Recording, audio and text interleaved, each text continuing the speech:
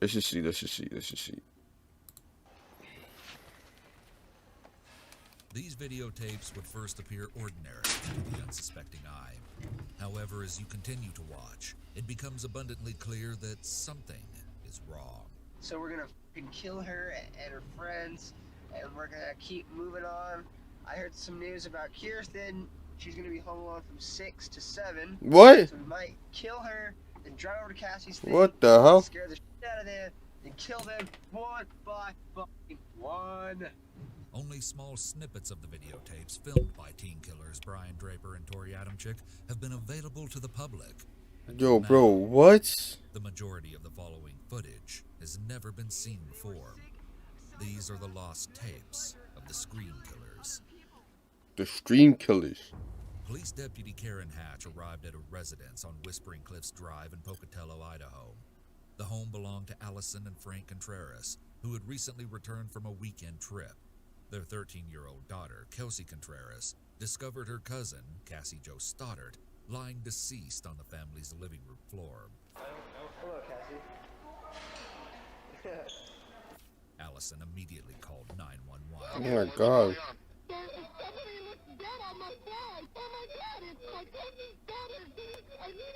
Let me get you order medical. Stay on the line. Oh my god. Honey, is she breathing? No, she isn't. She's cold. Oh my god. She's cold as a pie? Okay, do you want to start CPR? Okay, how old is she? She's 16, 17. And her mom just drove up here and she's dead. Okay, hon, we're gonna get them coming, okay? Oh my god, okay. Cassie's body was in a state of lividity. She was face up, wearing star-studded yellow pajama pants and a white spaghetti-strap tank top. Her face fell to the right and her arms were raised over her head, elbows slightly bent. Oh my Most god. notably, she was covered in multiple stab wounds. The two most observable were at the center of her chest and on her left leg. Cassie was a well-rounded, trustworthy, and responsible 16-year-old girl. Oh my god. Oh She my was god. shy and loved music and art, and funny, with a great sense of humor. She performed well in school and aspired to be an attorney. Responsible as Cassie was, her aunt and uncle entrusted her with the task of watching over their home for the weekend. She agreed to help. Cassie's mother, Anna Stoddard, dropped her off to house sit, watching as she left their white Jeep Cherokee, walked up to the front door, and entered the home before driving away. This would be the last time she saw her daughter alive. Wow. Brian Lee Draper was a 16-year-old junior at Pocatello High School. He loved horror movies and played the drums. I've always wanted to make a mark on the world and stuff. And this is a good way to do it. Tori Michael Adamczyk, also a 16-year-old junior at Pocatello High School. He loves horror always movies walked too. with horror movie posters and aspired to be a filmmaker. For all you FBI agents watching this, you weren't quick enough. The two developed a close friendship. Yo, one that would bro, ultimately what? foster their dark, violent tendencies. What we're actually supposed to happen tonight. So hopefully we can move her along. Most others were unaware of the boy's nature. Some would comment on how friendly and happy Draper seemed, not knowing the aspects of Draper's personality that worshiped the perpetrators of the Columbine massacre, and Oh was my planning God. on executing a similar attack on Pocatello High School. Adamczyk, equally disturbed, shared in these dark interests, though not nearly as interested in Columbine. While Draper outwardly appeared more innocent, it was reported that others knew something about Adamczyk was off. Looking for pleasure and fame, the two decided they would chronicle their journey to murdering someone exactly as the killers had in the horror movie Scream. Ultimately, they developed a plan to murder their friend, Cassie Jo Stoddard. Immediately preceding the murder, Yo, bro, Draper and what? Adamczyk parked down the street from the Contreras' home and stepped out of Adamczyk's car. They retrieved a soccer bag containing 2 sets of gloves, 2 long-sleeved black shirts, 4 knives, 2 masks, and a pair of work boots from the trunk. Draper handed Adamczyk a knife and took one himself before the two proceeded to walk toward the home with a singular goal in mind. They would terrorize and slaughter their 2 unsuspecting friends, Cassie and Matt. Earlier that night, the two had visited and watched a movie with the couple. Yeah. Draper made an excuse to go down into the basement of the home, where he unlocked a door leading into the garage, preparing for the events to come. Oh my When the two God. would re-enter hours later, they cut the lights using an electrical panel conveniently located in the basement. Draper broke 2 ashtrays on the stairway in an attempt to lure Cassie downstairs to identify the source of the noise. After failing, they decided to wait for Matt to leave with the intention of attacking Cassie once she was alone. It was not long before she was. Oh my Adamczyk called God. Matt and learned his mother would soon pick him up. Cassie, frightened following the several odd occurrences of the night, asked if Matt could stay with her. Matt's mother refused, offering for Cassie to spend the night with them instead. Cassie, ever so responsible, chose to stay to follow through on her commitment to watch the house and the family's dogs. Following Matt's departure, Draper and Adamczyk dressed in their long-sleeved black shirts and gloves and donning red and white horror movie masks, snuck upstairs, after which Draper closed the door, hoping again to prompt Cassie to check on the noise. Attempting to lure her to no avail, the two lost their patience and approached her in the living room. Whether Draper or Adamczyk struck Cassie first, they each plunged their knives repeatedly into her chest, neck, trunk, and limbs. In total, she suffered a reported 30 stab wounds. Oh my God. Cassie Jo Stoddard took her final breath that night, September 22nd, 2006. Later, Draper shared with investigators that her scream was unlike any he had heard in the horror movies he loved. He said it was real. Timestamps on the tapes run from March 2006 to September 22nd, 2006, the very night of the murder, revealing all of their planning leading up to that horrific night. Draper starts to narrate their immediate plan. The two are vlogging their trip to another friend's house so Yo, they bro, can see if what? she's home alone, so they can kill her. We're going for a high death count. We're not going not to get caught, Ryan. If we're going for guns, we're just gonna end it. The first segment of the vlog clearly indicates that Draper and Adamczyk desire a high death count. This is consistent with public knowledge listing that fame motivated Stoddard's murder. We're just gonna grab the guns and get out of there, kill everybody, and leave. We're going to make history. We're gonna make history. Aside from ostensibly sadistic motives, He's not right. He's not right. Look. Look, he's not right. He's like, something. No, like, no joke. No joke. We're gonna make Look at how his mouth moves. That's a tick, I think. I feel like, yeah, like he, like, I think, I don't know. I'm not no college. I don't know anything like that. I don't know. I'm not no doctor, but I feel like that's a tick. motives, fame, I don't think he's good. motive supports the idea that Draper and Adamczyk were highly narcissistic. For all you FBI agents watching this, you weren't quick enough. That's crazy. You weren't smart enough. And we're going over to Dixon's house. We're gonna go snoop around over there and try to see if she's home alone or not. And if she's home alone, splat! She did. Don't put your humor into this, Ryan. I'm not putting you over it. Adamczyk's reprimand of Draper's humor injection during the filming, plus Draper's quick deference, might reflect that Brian was overly submissive to Adamczyk. A subtle power dynamic characterizes Draper and Adamczyk's relationship, but it's unclear who holds more influence over the other. As we watch their plan, Which is bad. consider which party played the most significant role in determining Cassie's fate. Which is bad. Yep. People will die. And then memories will fade. Memories will fade. I wonder what movie you got that from, Brian. Myself. That was myself. No wonder it was so lame. Okay, we're on our way, and I'll let you stay tuned. We're almost there. Even the song. It's clear out there in the pasture. We've already snooped around her house a couple times. She's not home, so we're gonna go to the church over there, and we're gonna call a girl and a guy named Cassie and Matt. They're our friends, but we have to make sacrifices. So, I feel tonight it is the night, and I feel really weird. It's not my stomach and stuff, and I feel like He's stuttering. why want to kill somebody. I know that's not normal, but what the hell?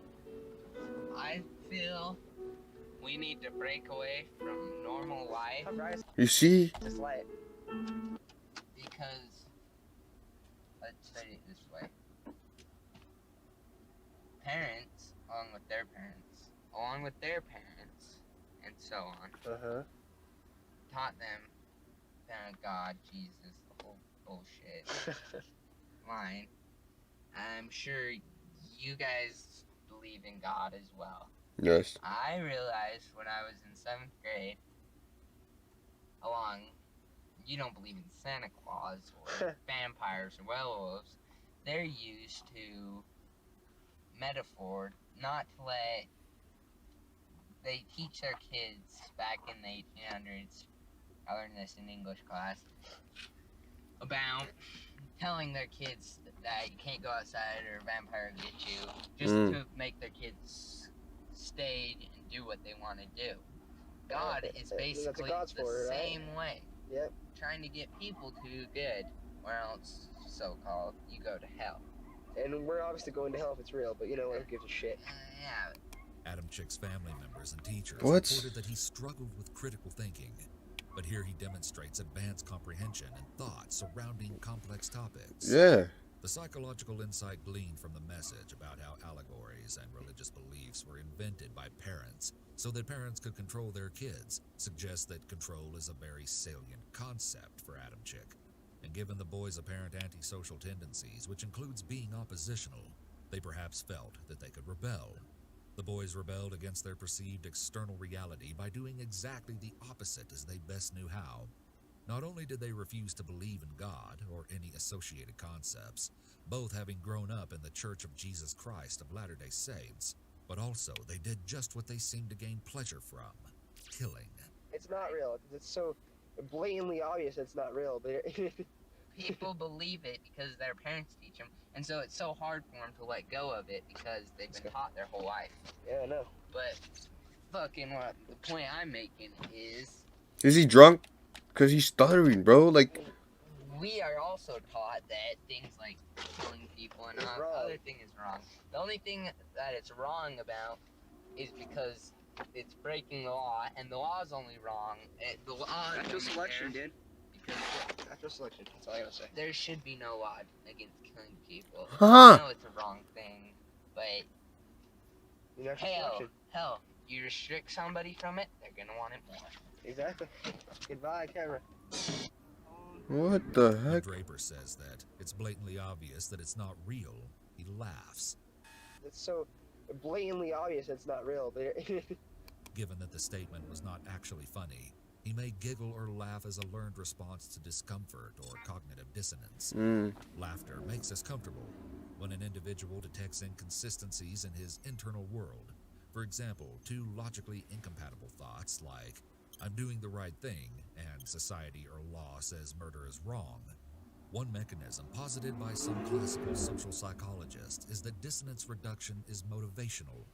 According to Festinger's cognitive dissonance theory, cognitive dissonance is an unpleasant experience, and efforts to harmonize competing thoughts or thought behavior inconsistencies include conscious efforts to reconcile such dissonance. my friend's too pussy to go investigate. Turn here.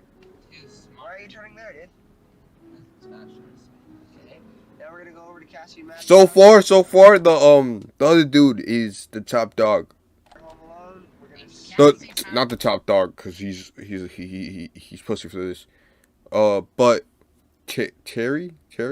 Tori, whatever his name is, he's like the alpha in the between the two.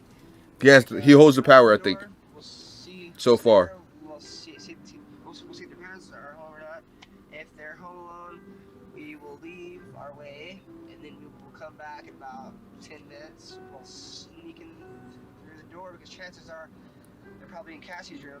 So we'll sneak in the front door. He's stuttering too much. Right outside. That's also like a like. There's so many tells that people don't even know. And Matt will come out, investigate, kill him, and it'll scare the shit out of Cassie. Okay? Well, Sounds like fun. We'll stay tuned. What? We found our victim, and sad as it may be, she's our friend. But you know what? We all have to make sacrifices. Our first victim is going to be Cassie, Stoddard, and her God, friends. turn your brights off, Well, asshole. yeah, we'll find out if she has friends over. She's going to be alone in a big, dark house out in the middle of nowhere. Their intention to terrify Cassie suggests this murder might have been more personal than their Yeah. desire to become world-class killers. And Draper seems to knife. express Knife is personal. Knife is personal because you gotta go. to having an unrequited crush on. How perfect can you get? I mean, like, holy shit, dude. I'm horny just thinking about it. Hell yeah. Huh? So we're gonna fucking kill her and her friends, and we're gonna keep moving on. I heard some news about Kirsten. She's gonna be home alone from 6 to 7, so we might kill her, then drive over to Cassie's thing, and scare the shit out of them, and kill them one by fucking one. Hell yeah. Why one by one? Why can't it be a 2 by slaughterhouse? 2 and 3 by 3. Cause we gotta keep it classy. So yeah, it's gonna be extra fun. You're evil. Yes, I am. So are you. No, We're evil both is evil. an expression of God. That was another test you failed. Another display of Tori's apparent dominance over Yeah, that's what I'm saying. Tori tests Brian. Apparently, Tori wanted the boys to steer Tori. clear of spiritual concept, even ones that connote evil, such as hell or Satan. Evil is not an expression of God. Yes, it is. It's bullshit. You know it. Evil of origin is a follower of fucking Satan. There is no Satan Satan. real? Then shut up. Then how are we supposed to express ourselves? Good and bad. We're bad. We're bad. That sounds so shitty. We're evil. That sounds even shittier. We're not, okay? They were sick psychopaths that get pleasure of killing other people. That sounds good, baby. We're gonna go down in history. We're gonna be just like Scream, except real life terms. That We're gonna sounds be good, murderers. baby. Like, let's see, Ted Bundy, like the Hillside Strangler, the No. Zodiac Killer. Those people are more amateurs compared to what we're gonna be. The fact that the boys mocked What heinous the killers hell? like Ted Bundy, the Hillside Strangler, and the Zodiac Killer, yet viewed themselves as superior, speaks to Yeah. the boys' extremely pronounced exhibitions of narcissistic features. Wow. We're gonna be more of higher sources of Gene. Gene. Well, except we're doing that. Sick, I'm not twisted. Oh, do you know what Gene's words were? What? Saw a girl walking down the street, right? Yeah. 2 questions came to his head. I could take her out, have a nice time with her, The killer. and show her a Get good her time, alive. charm the pants off her, or I wonder what her head would look like on a stick. Holy shit. Yo, bro, what? Yeah. Huh. Holy shit. What are they on? Among the 4 styles of humor, affiliative, self-defeating, self-enhancing, and aggressive. Aggressive humor is most common in dark personalities. Draper and Adamczyk display aggressive humor here. Adamczyk references a quote spoken by Edmund Kemper. When I see a pretty girl walking down the street, I think 2 things.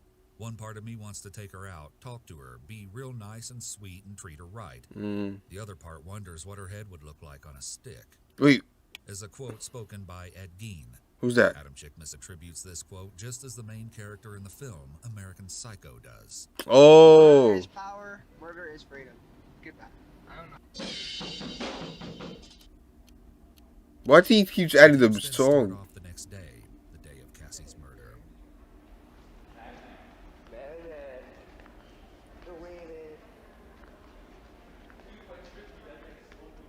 That would, but Perhaps Brian wanted to show one more snapshot of his normal life when he made these series of recordings on the same tape.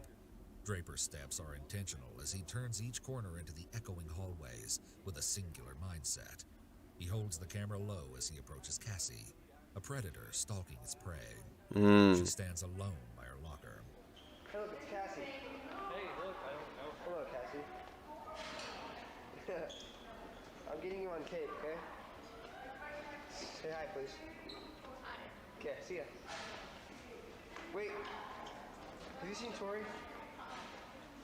He's supposed to meet me here at 7:30, and it's 8:19. He's an hour late. You don't even care, dude. Okay. See ya. Draper immediately retreats to a bathroom and films his reflection, potentially self-conscious after his interaction with his future victim. Wait, there's guys in here.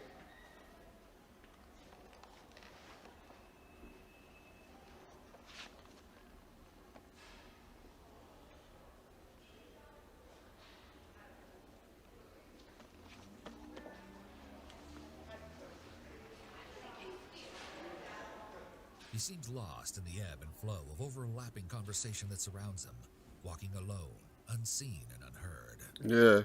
The next clips again take place in Draper and Adamchick's school.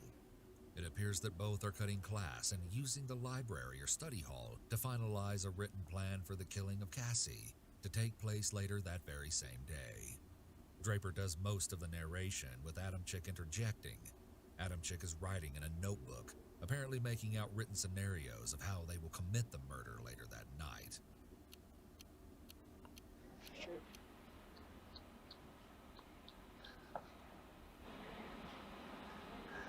Worry, September 22nd, 2006. We're skipping our 4th hour.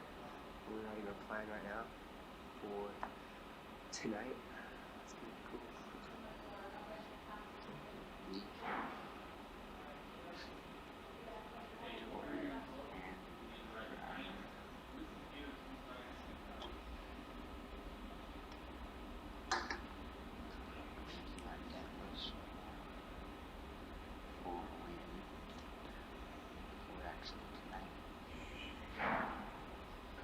She's watching us.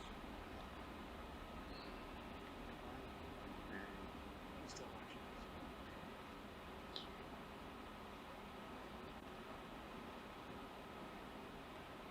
Number 2 is what?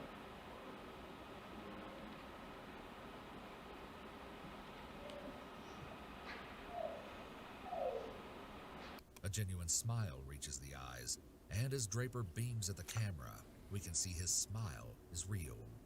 Adamchick follows suit. This is insidious insight into the minds of 2 teenage killers with intentions similar to Draper's idols, the Columbine perpetrators. We see behavior mirrored between the 2 pairs. In one picture, Harris and Klebold stand side by side, donning long trench coats, grinning from ear to ear as they load their guns. The What? FBI believed Harris was a boundlessly aggressive sociopath, and Klebold a vengeful depressive.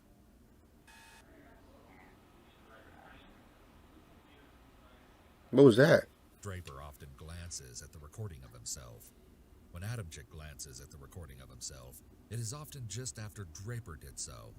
Given that the tale of Narcissus includes the idea that the hero in the tale is obsessed with his own reflection due to competing folklore accounts, it's fitting to point out that this behavior is also consistent with narcissistic personality features. Without context, Draper and Adamchick seem like normal 16-year-old students. They skip class and pretend to do homework.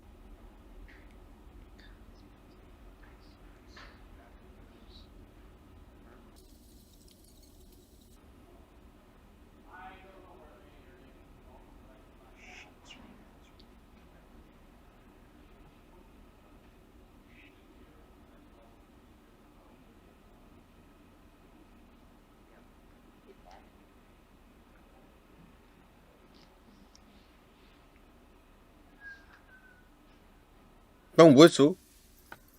Hiding.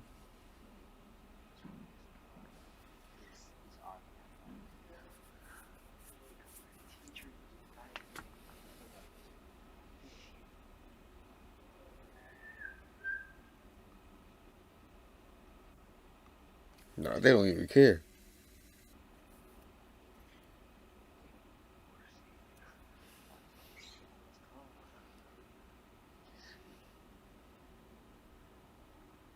That's gonna push their ego. That's gonna push their ego now. I feel like. I think. That's what you gonna say.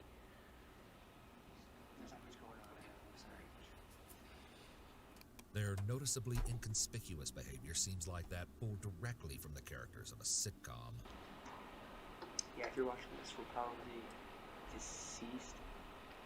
So it's pretty creepy. I just thought of that. Whatever. Bro, what's up with this video, man? Mm. Well, actually, that's what happens. He died. He's scared. I think. Rough to go that time. I don't know. This tape has already been used about halfway through. No shit. Yeah. October is supposed to happen tonight. So hopefully nothing will go wrong. If we work smoothly, we can get our first kill done, started, and we can keep going.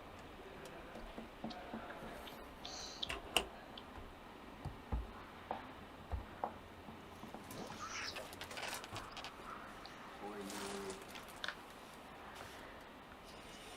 just see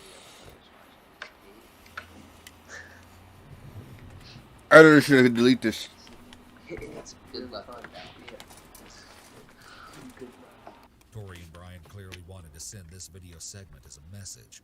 They seem to frame it as an interview with them, where they talk about their specific serial killer goals. Their nonverbal gestures frequently indicate what seems to be nervous fidgeting and/or excitement. We see the complex dynamic of their relationship. They play off and bolster one another, gaining momentum as they go. Humans thrive and adapt more efficiently with social support. Encouragement from friends and family often increases goal attainment, which contributes to overall improved quality of life. Individuals affected by severe mental illness are often socially isolated and frequently display avoidant tendencies that prevent them from forming healthy social bonds. However, Draper and Adamczyk share similar dark and terrifying tendencies, desires, and goals. A toxic and lethal combination primed for action. Wow. Hopefully you don't have to get through 8 or 9 failures like we have. Yeah. We've probably tried it 10 times, but they've never been on the loan, so. Or when they have, their parents show up. As long as we're patient, you know, and we were patient, never getting paid off because I missed his home loan. So we got our plan all worked out now. So I'm sorry. I'm sorry, Cassie's family, but she had to be the one. Serial murderers often identify a special first target. First targets may form the basis for desired characteristics in future murder victims, i.e. blonde hair, short, quiet. We have to stick with the plan. And she's perfect, so she's gonna die. Anyway, we're at Kirsten Barnes' house, probably. And we have a new victim now. Her name is Miranda Chacon. She started Just a bitch, so you try to She's kill told her. me to be quiet and to shut up, so now she's dead. Oh no. I've always wanted to make a mark on the world and stuff. And this is a good way to do it. Kill all those Mormons. There's some Mormons out there. I know. Combine my love with horror movies with my love wanting to, you know, be popular. Not like this. Not like this. This goal may be driven by a subconscious yearning for general acceptance and feelings of belongingness. You want to be popular? No, you know, like, everybody knows my name. Well, like Eric Harrison, Dylan Cleveland. They're really famous now. And their massacre lasted 45 minutes. And ours is probably gonna last like 2 weeks. What happened? Really? Only 2 weeks? Well, it just depends if we're smart about it. No, you can I think we get kills. Like always 20. 20 kills. That's a lot of kills. That's a lot of people to kill. But there's a lot of people in this party. I agree. One guy stabbed. It Bro, seems what? that although Draper and Adamczyk conspired toward the same goal, one primary motivation behind their intent differs. They both seek fame and thrill, but Draper might be further involved by an obsessive fixation on Cassie, whereas Adamczyk fantasizes about killing multiple people, often. Adamczyk never mentions Cassie by name, and goes so far as to set a lofty goal of killing 20 people. Yo, bro. we'll see. Oh, my abs are so sore. We'll wander, you know, breaking houses and stuff. 3-piece. Shouldn't you be in class? Sir? Well, we're taking her back to Mindy right now. Oh, sorry. Just don't. No, it's cool. It's cool. We're just documenting, you know, just for school. For school projects. I guess. Well, yeah, I guess you call it project, right? Yeah. What the hell are you guys doing? It's quite nice. Yes, it does. So How's it going? It's going pretty good. How about yourself? Are you playing soccer? Not this year. I decided to not play soccer this year. I have more important things to do. A lot more important. So, I'm not playing soccer. This implies that Draper and Adamczyk had been planning Cassie's murder before the beginning of the school year. Adamczyk had called a friend on August 31st, 2006, to ask for help purchasing knives under the guise of wanting to start a collection. They would use them to kill Cassie less than a month later. And you're on JV, I think it. Really? You're on varsity? Importantly, as Draper fearlessly navigates the conversation, he displays little to no signs of anxiety or fear, calling into question his anxiety diagnosis. Remember this as we progress, as Draper exhibits signs of anxiety, aggression, anger, or sadness. From the take control behavior he displays here, we can infer that Draper is the primary instigator, or the ringleader, but the evidence is conflicting. I'm supposed to go to the game tomorrow. What game? Foosball. You want to go? I'm going with my grandpa. That's right after we eat. So. Is this... So you taking some more classes? No. Just not playing soccer. I know. It's terrible. What the hell are you doing? Go behind our camera now. For all you viewers, this is the 3-piece and biscuit. 3-piece and biscuit. Inside joke. That's his name, man. And he plays foosball. He stopped to say hi. What the fuck? Who's he? Okay. Yep.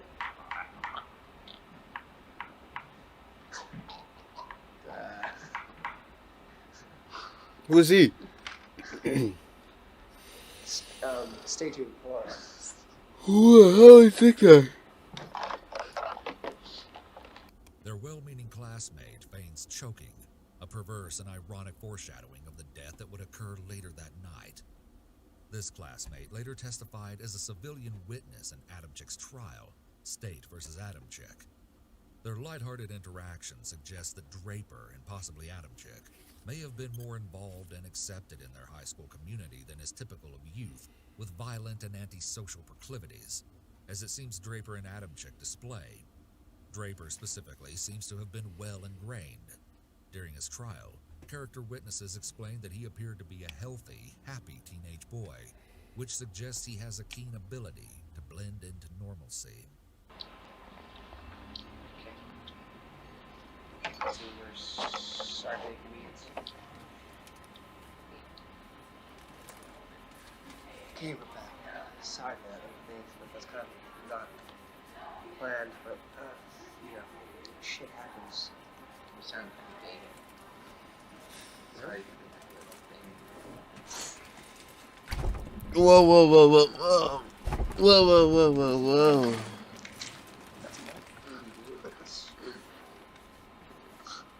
Now you know what kind of person Brian is. Hey, come on. I like the way this scenario begins. And we kill her. Just go ahead. End it. Okay. Scenario C. For those of you planning to make a movie about this, this is me personally giving you my opinion of obituary? No. Your information? My What? giving you the right to copy me with a character that looks like me. I know in Hollywood they usually have people complain they can't have people looking like the real thing. His creeping drawl as he speaks of his future fame is chilling. He displays pronounced narcissistic behavior. I don't care. It's my body, and I get to choose how I look in the movie, and I want you to look just like me. The character to look like me. Well said, well said. So if my parents are like, no, you can't do that, it's not my parents' choice, it's mine. Say fuck him, and then just do it. Okay.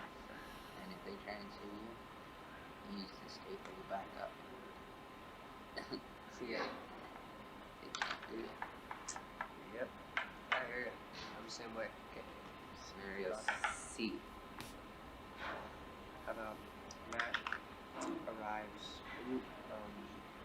at the same time as Cassie? How about we hide inside the house? Me, sorry, our locker. Got my Halloween Pretty stuff. fucking sweet, isn't it? My trench coat.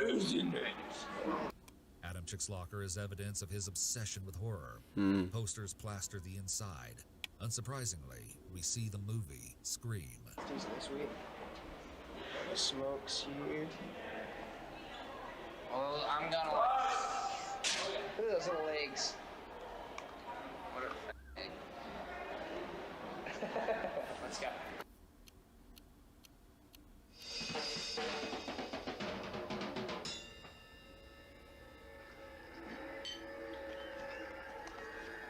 We see that his television is on, and a closer examination reveals that the movie that inspired Cassie's murder, Scream, is playing.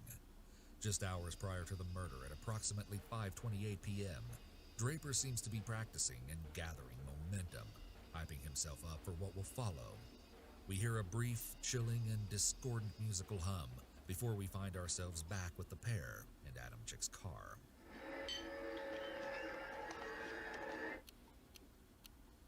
We're here in his car. The time is 9:50, September 22nd, 2006. Unfortunately, we have the grueling task of killing our two friends, and they are right in a house just down the street. We just talked to them. We were there for an hour. But We checked out the whole house. We know there's lots of doors. There's lots of places to hide. I locked the back doors, so it's all locked. Now we just gotta wait, and we're really nervous right now, but you know we're ready. we're listening to the greatest rock band We've ever, waited for this for a long time. Pink Floyd, before we commit the ultimate crime of murder. We waited for this for a long time. A long time. We'll stay tuned. What the hell? Just killed Cassie. We just left her house. This is not a fucking joke. I'm shaking. I stabbed her in the throat, and I saw her lifeless body just disappear. Dude, I just killed Cassie.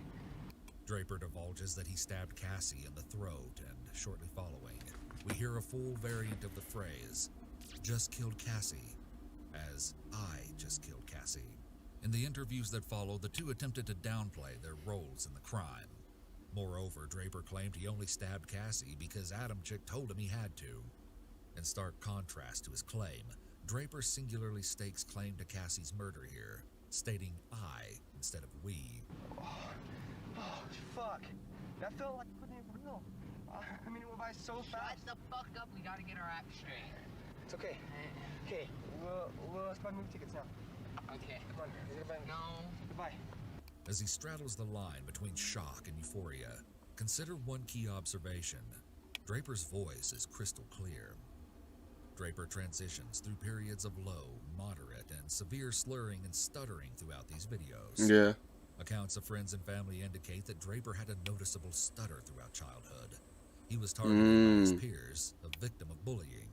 The forensic psychologist responsible for his evaluation believed this contributed to the development of his violent tendencies. You see? Medical research has yet to explain how stutters develop. Generally, their cause is believed to be a complex mix of biological, psychological, and environmental factors. Childhood trauma is often associated with stuttering and may lead to long-term deficits in speech. Brain Yeah. structure and genetics, often determinants of mental illness, may also play a role. Individuals who suffer from serious mental illness are more likely to experience problems with cognitive processing that lead to speech impairment. Draper's stuttering is a distinct, mysterious characteristic. In this intense moment of heightened arousal, he does not stutter once. I guess your grasp up, chest is moving. I thought it was like this. I thought it was joking, you know, like yeah, it's a joke. They're trying to, you know, he's trying to splash it or he's not take at all. And he said, we have to kill her. I can't believe I did this. And he said, we have to kill her. And so he stabbed me out the way. And then he just kept, I heard it go in. I heard his chest, like, pound on the chest. This is supposed to happen. Oh my God. Joke.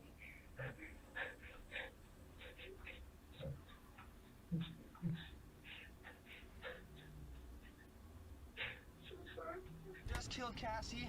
We just left her house. This is not a fucking joke.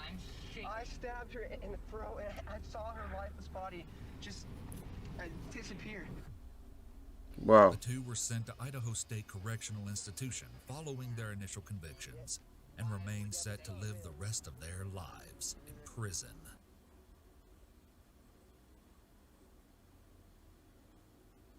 Where's the audio?